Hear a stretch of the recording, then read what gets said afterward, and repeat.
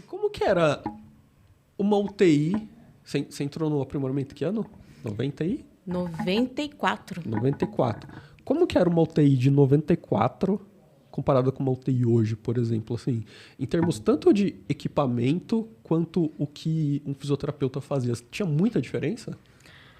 Acho que em relação ao que o fisioterapeuta fazia, eu não vou falar que tem muita diferença em relação ao que se faz agora, né? Porque essa onda da mobilização precoce é recente. Sim. Né? Gostei que ela falou onda de mobilização. É isso. Depois você mostra o Rios para ela. Uma vergonha pública. Enfim. Então, é uma coisa recente. A gente era muito mais preocupado com a fisiorrespiratória.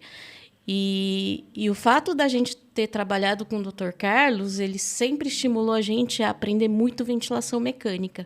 Tanto que minha vida inteira, eu sempre soube muito mais ventilação mecânica do que fisio em UTI, propriamente dito, né? E o que é a fisio em UTI, a gente foi construindo com o tempo. Não era um negócio que a gente sabia exatamente o que estava fazendo. E isso é uma coisa que acho que a gente tem que procurar estimular também, né? Essa coisa de nada é eterno, nada é para sempre, né? Tudo que a gente faz hoje, a gente pode fazer muito diferente daqui a pouco, porque as coisas vão mudando e a gente tem que mudar junto, né? Acho que isso tem que fazer parte da característica do fisioterapeuta, seja de UTI, seja qualquer fisioterapeuta. Então, eu acho que esse trabalho que a gente faz hoje foi uma coisa que foi sendo construída com o tempo, né? Eu vou falar que eu acho que o nosso conhecimento era limitado na época e a gente foi crescendo, né? Conforme as coisas vão acontecendo. E, por mais que o Dr. Carlos seja uma pessoa que sempre ajudou muito a fisioterapia respiratória, sempre estimulou muito, sempre ensinou muito, eu acho que uma pessoa que fez a gente crescer demais foi o Dr. Marcelo Parque. Ele é incrível, porque ele sempre estimulou a gente a fazer coisas diferentes, né? Ele é uma pessoa que ele envolve a equipe nas coisas, não só o fisioterapeuta, a equipe toda.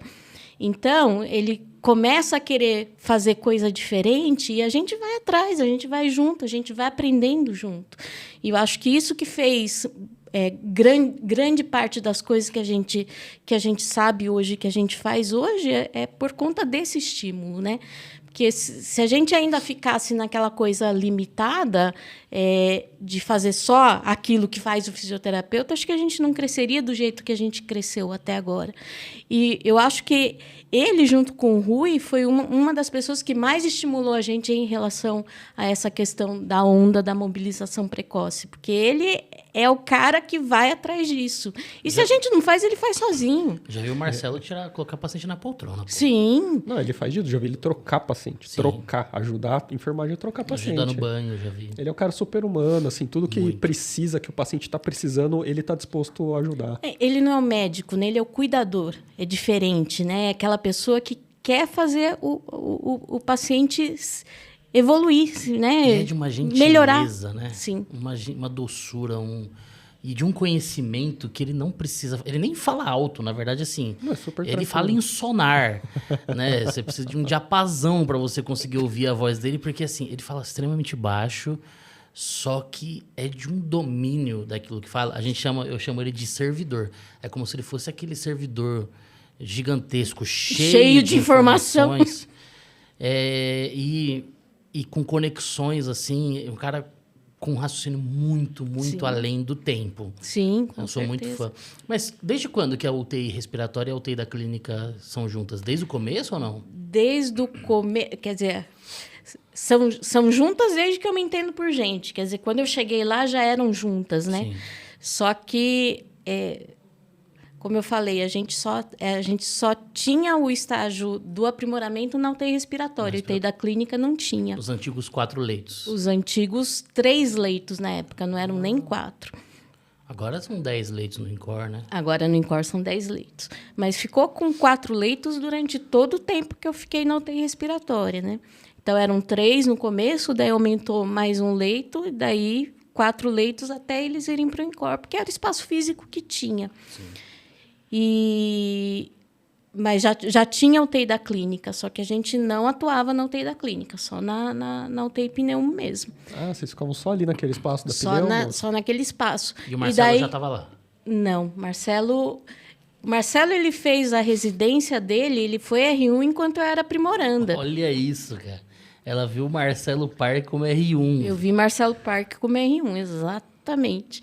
Então... Deu uma espremidinha? Deu uma... Não, é porque na época que ele passou como R1, a gente ficava ainda fazendo as aulas lá, mas era a época que eu ficava no B10, na UTI neonatal. Então, a gente tinha um contato, mas não era tanto contato. Sim, sim. E daí a UTI da clínica só foi ter fisioterapia quando foram contratados esses 12, 18, sei lá quantos fisioterapeutas da primeira leva. Foi daí o momento em que a gente começou a efetivamente atuar na UTI da clínica. E o Marcelo Parque, na época, ele era assistente do INCOR. Ele trabalhava no pronto-socorro do INCOR. Ele foi para o IC só em 2000. Então, mais ou menos 3 anos depois que a gente tinha começado a efetivamente atuar na UTI da clínica.